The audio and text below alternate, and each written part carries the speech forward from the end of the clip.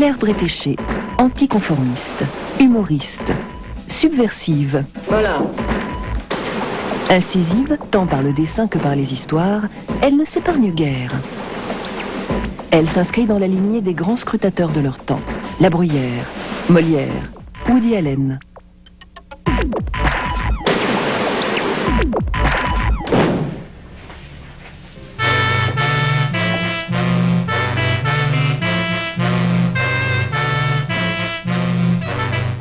J'ai fait 1 an aux Beaux-Arts de Nantes après le bac parce que je ne savais pas quoi faire. Et puis après, j'ai fait une école, un truc à Paris qui correspond, enfin ça n'existe plus, mais ça préparait au professorat de dessin. Voilà. J'ai fait 2 ans. Je me suis fait virer et après j'ai commencé à vendre des petits dessins dans des journaux. Il fallait faire les rédactions avec son carton et puis sortir les dessins. Et quand on m'a dit mais vous êtes la seule fille qui, j'ai réalisé que j'étais la seule fille qui, mais avant ça ne me dérangeait pas.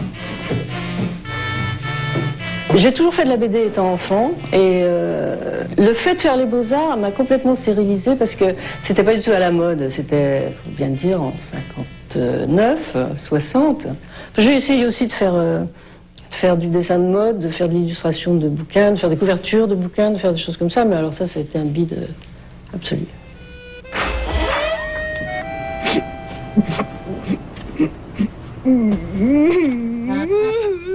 Je ne savais pas du tout, j'étais dans le cirage le plus total, en patauge.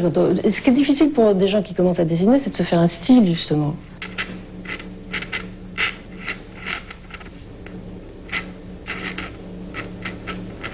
Je me suis aperçu beaucoup plus tard que le dessin de ce style-là, c'était tout à fait la même formation que l'écriture. Il faut laisser aller la main. C'est comme pour apprendre à écrire, voilà.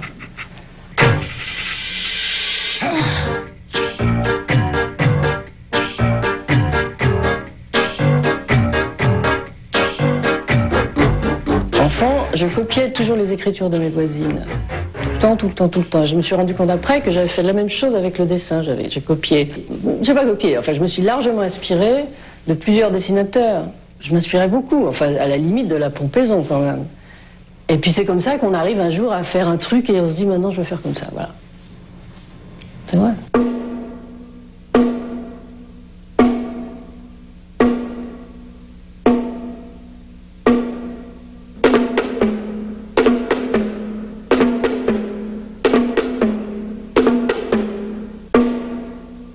Oui, bien sûr, je fais mes propres histoires. Ah, il y a beaucoup de gens qui travaillent avec un scénariste, oui, non, mais moi je fais les deux. Parce que l'inconvénient des scénaristes, c'est que souvent ils veulent vous faire dessiner des choses que vous ne savez pas dessiner. Alors que soi-même, on essaie de faire en sorte de pouvoir y arriver. Ah, c'est énorme d'avoir l'histoire, oui, c'est très important. Ce qui est tragique, c'est quand on n'a rien. Alors là, vraiment, c'est là qu'on tombe dans des catalepsies dépressives et... Qu'est-ce qui marche mal, c'est pas possible. C'est insupportable quand la plume refuse absolument de marcher. Vous voyez, vous faites un trait, il n'y a rien. Il faut s'y reprendre à 4 fois pour la spontanéité, c'est parfait.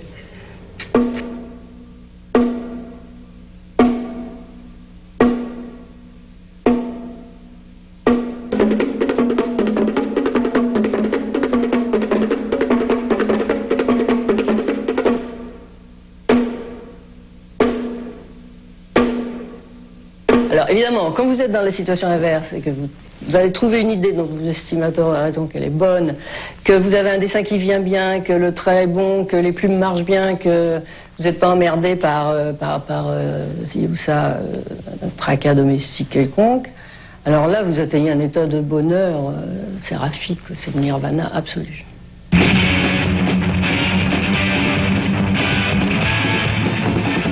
Moi, je suis très classique, j'aime bien les histoires avec un début, une fin, ou un gag, ou alors un retournement, où il y a quelque chose.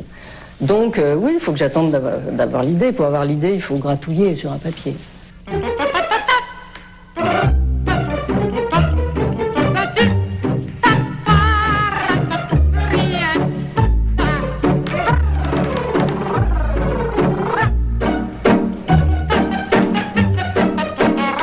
J'explique. Alors, il y a une espèce de synopsis, et après, bon, il y a des dessins qui sont assez faciles à faire, comme Agrippine qui marche, bon, ça, je n'ai pas vraiment besoin de le refaire beaucoup, j'en fais 1 ou 2, et puis ça, c'est bon. Alors là, elle descend dans le métro, alors là, j'ai un peu de mal parce que je sais pas, aussitôt qu'il y a de la perspective, ça fout pas dans tous les sens, alors j'en ai fait plusieurs. Alors, je fais un premier dessin, alors, je calque le suivant en rectifiant chaque fois le truc, quoi. Alors bon, si vous voulez, et pour me préciser à moi-même, je mets quelquefois un peu de couleur pour voir ce que ça donne en couleur. Après, après ça continue tout le temps comme ça, quoi. J'ai un peu de mal aussi avec le gamin qui court dans tous les sens, en criant je suis de là. Alors j'ai fait plusieurs croquis du gamin, et puis finalement, voilà, j'ai pris ceux-là. Ils sont là. Je fais des brouillons pendant... Vous pouvez pas savoir. C'est un esclavage. Brouillon, brouillon, brouillon, brouillon, brouillon.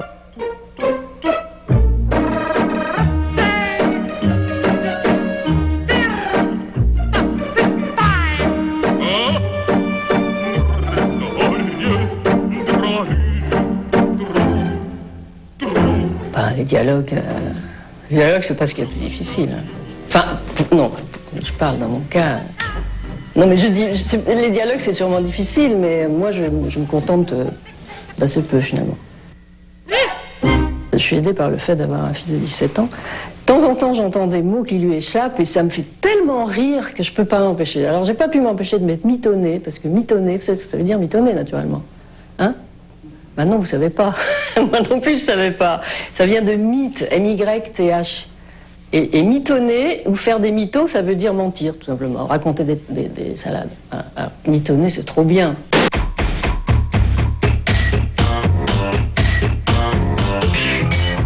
Je trouve déplorable d'avoir pris grave, mais j'ai pris grave. Je pouvais pas faire autrement.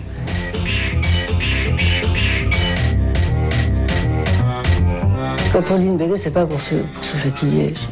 Là, j'essaie d'être un peu plus... Je crois que là, on comprend tout dans le dernier. Je crois, vraiment. C'est presque écrit, c'est presque du Racine, le dernier. C'est vrai.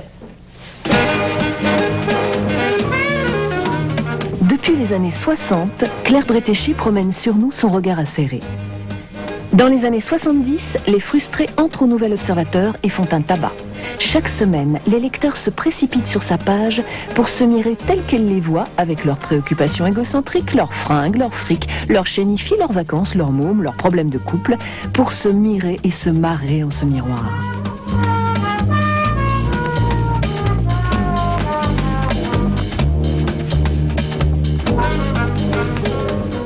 Mais je suis la dernière à me rendre compte de ce qui s'est passé. Vous savez, on me demandait une page par semaine, je faisais une page par semaine.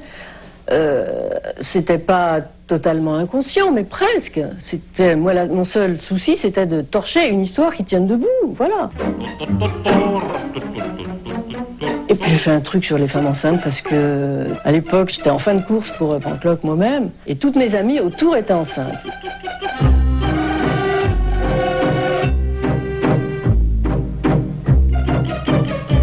Les quadraquinquats, dans mes dessins, ils étaient très statiques. En général, ils étaient assez écroulés. Et là, j'avais envie de faire du dessin qui bouge. Donc, qu'est-ce qui bouge? C'est les enfants. Donc, j'ai cherché des idées sur les enfants. Or, les enfants m'ont jamais intéressé. Ça m'intéresse pas. Je sais pas m'en servir. Je sais pas les faire parler. Je sais pas. Alors, en montant en âge de petit à petit, je me suis arrêtée aux ados.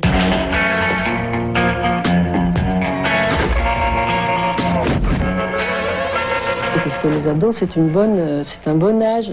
Un âge qui, à la fois, est capable de bouger énormément ou de s'effondrer comme des sacs. Ça a plein de points d'intérêt. Il y a la famille, il y a l'école, il y a les copains, il y a la mode, il y a le snobisme, il y a le langage. Donc, il y a plein d'ouvertures partout. Et puis, j'y suis restée parce que je trouve que c'était amusant, les ados, voilà.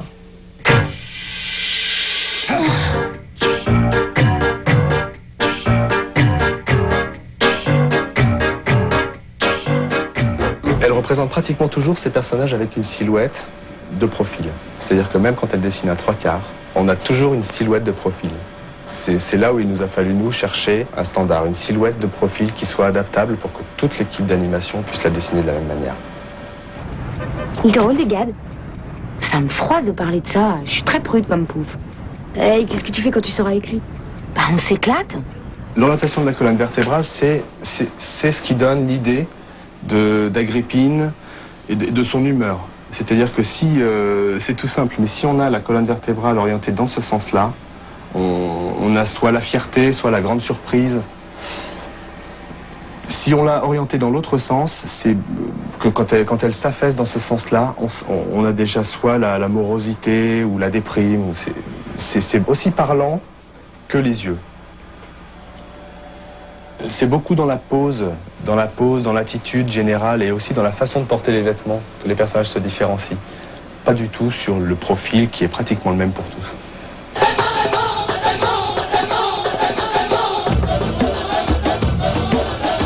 Je prends un plaisir fou à faire les fringues des filles, ça c'est sûr. Les baguilles, qu'est-ce que j'ai pu m'emmerder avec les baguilles, je ne pouvais pas savoir comme c'était dur. Mais c'est difficile à dessiner parce que c'est très mou et... Les sacs à dos, c'est horriblement difficile. D'ailleurs, j'y arrive pas. Les sacs à dos sont très suggérés, beaucoup plus suggérés que dessinés. Parce que vraiment, ça me fatigue, les sacs à dos. Je dessine souvent les personnages en pied parce que j'aime bien les dessiner avec le corps en action entier. Voilà.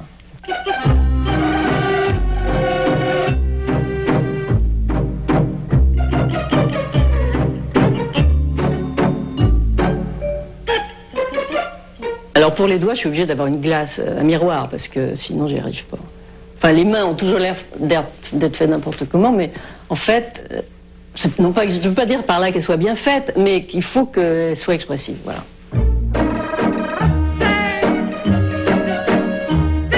Ça n'a pas d'importance de garder les mêmes couleurs de personnages dans toute une page, parce que peut-être que je crée la rupture entre les cases en changeant les couleurs au lieu de changer les plans. Parce que c'est vrai, mais ça c'est dans Lucky Luke que j'ai vu ça de la façon la mieux faite. On peut détacher complètement un personnage du fond en le faisant d'une seule couleur. On peut changer la couleur du fond juste pour égayer la page. Ah bah ça j'adore, c'est même pas du travail, ça c'est simplement c'est que du plaisir ça. Oui, parce que si on détourne, il y aura des Rouge-gorge. Pour se mirer et se marrer en cet exutoire miroir. Je ne peux pas dire avec toute ressemblance avec une personne existante,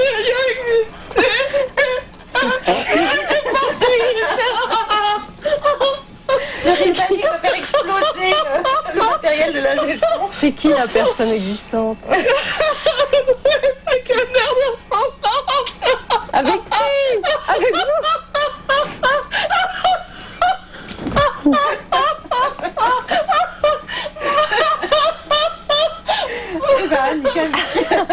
On se remet.